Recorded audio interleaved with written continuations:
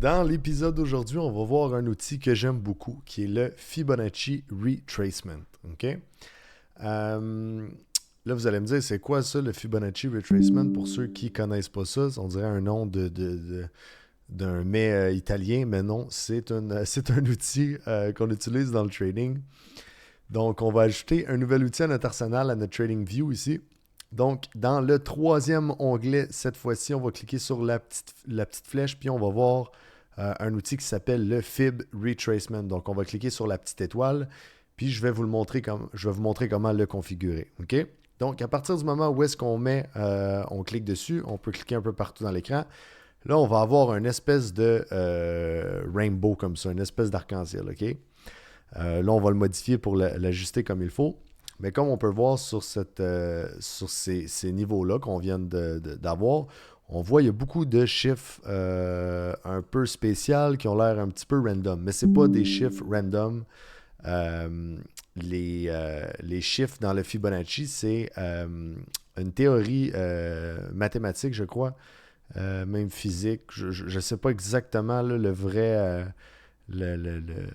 la vraie science là, par rapport à ça, mais c'est des chiffres qui reviennent tout le temps un peu partout. Dans la nature, ça revient dans la science, ça revient en mathématiques. C'est tout le temps c'est des séquences qui reviennent tout le temps. OK? Donc ces chiffres-là ne sont pas aléatoires. Mais aujourd'hui, je vais vous montrer les niveaux que j'aime utiliser. Puis comment moi je l'utilise, le Fibonacci Retracement. OK? Donc, on va cliquer premièrement 2 fois dessus, ou on fait clic droite puis on clique sur Setting.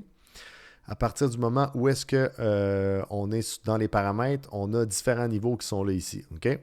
Donc, nous, ce qu'on va faire, c'est qu'on va enlever tous les niveaux qui sont au-dessus de 1. OK? Donc, on va retirer celui-là ici, retirer celui-là ici, on va retirer celui-là et celui-là. OK? Donc, ça va être un petit peu plus facile à expliquer parce que là, on a notre point de départ jusqu'au point de finition. On n'a pas d'extension. C'est vraiment juste par rapport au retracement. Parce qu'on a des concepts aussi qui sont adaptés sur les extensions. Ça veut dire que si on mesurait un niveau d'un point A au point B, on pourrait voir certaines extensions. Puis il y a certaines personnes qui vont utiliser ça pour des take profit, par exemple. Okay? Moi, je n'utilise pas ça pour des take profit. Je n'utilise jamais, jamais, jamais l'extension. J'utilise juste le retracement. Donc, pour l'instant, pour qu'est-ce qui est de la formation actuellement, j'ai pas envie d'aller dans du contenu que soit que j'utilise pas ou que je peux pas nécessairement vous donner les bonnes informations. Plus tard dans la formation, quand on va continuer à monter le groupe et continuer à monter le module de formation, je vais pouvoir inviter là, certaines personnes qui utilisent plus ce type d'outil-là pour vous donner comme une espèce d'éventail. Excusez-moi pour les alertes, je vais juste couper ça. Vous donner une espèce d'éventail d'outils que vous allez pouvoir utiliser. Puis de cette façon-là, vous allez pouvoir choisir ce que vous préférez. Mais pour l'instant, je vais vraiment vous montrer ce que moi j'utilise puis comment moi je trade avec ces outils-là. OK? Donc, à partir du moment qu'on a enlevé les extensions, on va aller ajuster un peu ça ici. On va retirer le background. On va juste laisser les niveaux puis les chiffres. Puis, les labels ici, on va mettre ça à droite. OK? Puis, on va mettre ça au milieu, de cette façon-là. Comme ça, c'est plus facile à observer. Puis, on va aller utiliser ce fib-là sur notre chart. OK? Donc, on va prendre un exemple. Un petit exemple. Je vais vous donner un exemple qui va être facile à comprendre avec cet outil-là. On va utiliser ça ici. OK.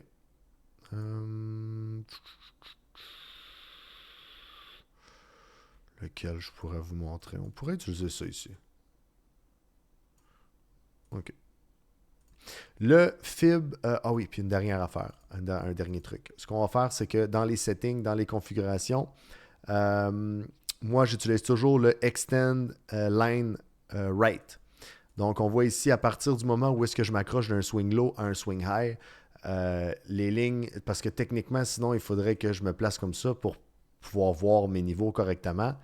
Mais je trouve que ça manque un peu de précision parce qu'il faut que je l'aligne. Ça ne vient pas se coller directement au bout du wick. Donc, moi, ce que j'aime bien comme configuration, c'est d'extendre les lignes de cette façon-là. Comme ça, je peux vraiment venir m'accrocher comme ça ici, puis avoir précisément les niveaux. Donc, comment ça fonctionne le Fibonacci Retracement? C'est une façon de mesurer jusqu'à où va aller le retracement. OK?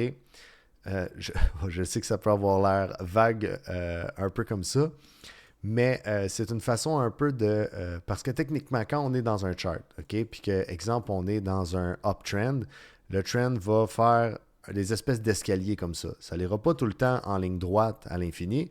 Ça va aller en escalier, puis c'est ce qu'on appelle des retracements. OK? Donc, on va tout le temps faire des higher high et des lower high aussi de cette façon-là. OK? Donc, le Fibonacci Retracement nous sert à être capable de mesurer à quelle distance on est rendu dans notre retracement par rapport à notre point A et notre point B ici. OK? Parce que si on calculait, souvenez-vous, le trading, c'est un jeu de probabilité au final. Donc, si jamais on décidait de prendre des positions dans les niveaux, les premiers niveaux, qui sont les 0,236, 0,382, 0,5, dans ce type de niveau-là, ben, notre invalidation, normalement, devrait être en dessous du lot précédent. Donc, c'est sûr que plus deep, plus creux on va se retrouver dans le retracement, meilleur va être notre ratio, puis meilleur va être les chances d'avoir un trade avec un meilleur ratio, mais on ne veut pas non plus attendre que le retracement se fasse trop bas pour manquer notre trade, pour qu'on manque notre entrée. OK? Donc ça, théoriquement, c'est les niveaux de base du Fibonacci Retracement. Le 0, 2, 3, 6, c'est vraiment quand on a un uptrend qui est hyper fort, ça veut dire qu'on n'a pratiquement pas de retracement. Le prix va vraiment venir monter comme ça ici. On va à peine avoir un petit retracement, puis on va tout de suite repartir vers le haut. Ça, c'est un uptrend qui est très, très, très fort.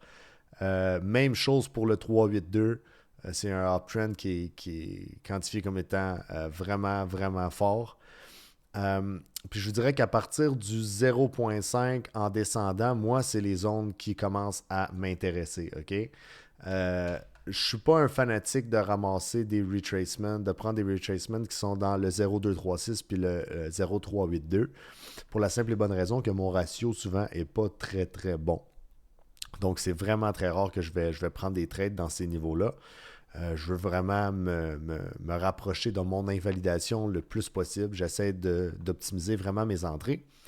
Donc, c'est vraiment en dessous du 0.5 que je vais être intéressé. OK? Puis, moi, personnellement, il y a un niveau que j'ai appris avec les années, qui est un niveau spécial, qui est le Golden Pocket. OK? Le Golden Pocket, c'est le 0,618. Puis comme on peut voir ici, j'ai vraiment pris un retracement au hasard. Puis on peut voir que où est-ce qu'on a bounce, c'est le 0,618 qui est l'entrée du Golden Pocket. OK? Donc le Golden Pocket, techniquement, je vais juste l'enlever ici, juste pour prendre deux numéros qui sont isolés pour qu'on puisse mieux le voir. Le Golden Pocket, c'est 0,618 et 0,66. Puis vu qu'on appelle ça le Golden Pocket, je mets mes lignes jaunes, comme ça ici. Donc, avec l'expérience, puis tous les backtests, puis tous les tests que j'ai faits, j'ai remarqué que ce niveau-là ici, le 0,618 puis le 0,66, cette zone-là ici qu'on voit là, agit toujours comme support et résistance. Okay? La grande majorité du temps. Il ne faut pas se fier juste à ça. On va utiliser le Fibonacci Retracement comme une confluence. Donc, c'est comme un peu les trendlines. On va l'ajouter comme étant un combo. Puis, on a vu dans l'exemple précédent que je vous avais montré juste le Golden Pocket où est-ce que j'ai rajouté sur mon short position pour ceux qui se souviennent du dernier vidéo. Donc, c'est un niveau qui réagit beaucoup. Je le sais qu'il y a beaucoup de bots automatisés qui trade ces niveaux-là parce que c'est des niveaux qui réagissent énormément dans des retracements. Autant des retracements de swing low à swing high que autant des retracements à l'inverse. Comme je peux vous montrer, moi, OK. Puis ici, là, je vais vous montrer, ça, c'est un trade que j'ai pris ce matin. Si on regarde ici en haut, en bas, on est venu retrace notre swing high, swing low, on est venu retrace dans le Golden Pocket, puis ensuite de ça, regardez la réaction qu'on a eue. Donc, c'est un niveau qui réagit très, très, très, très bien. OK? Donc, moi, personnellement, ce que je fais pour simplifier mon Fibonacci Retracement, j'utilise aucun des autres niveaux. OK? Moi, mon Fibonacci Retracement, là, je le mets, j'enlève la trendline, j'enlève ça ici, j'enlève les autres niveaux et j'enlève le 0 et le 0 et le 1 et je laisse juste mon 0,618, 0,66. Moi, je laisse toujours mon Fibonacci Retracement comme ça parce que techniquement, c'est le seul niveau qui m'intéresse puis je vais l'utiliser comme confluence. Tu sais, je le sais très bien qu'en dessous de tout ça, c'est pas parce que le prix va descendre plus bas, plus bas ici que le trade ne m'intéresse plus. Si j'ai d'autres niveaux en bas qui m'intéressent, comme un daily level ou un hold level qu'on va voir dans un autre épisode, c'est quoi les hold levels sur les low time frames.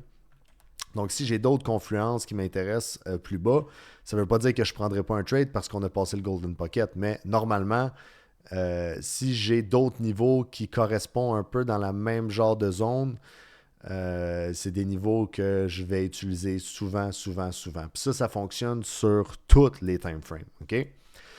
Pour vous aider au début, là, ce que je vous recommande, c'est d'utiliser le 0 et le 1, juste pour être capable de bien identifier, puis aussi peut-être de réactiver la trendline, juste pour vous aider à identifier votre swing low et votre swing high.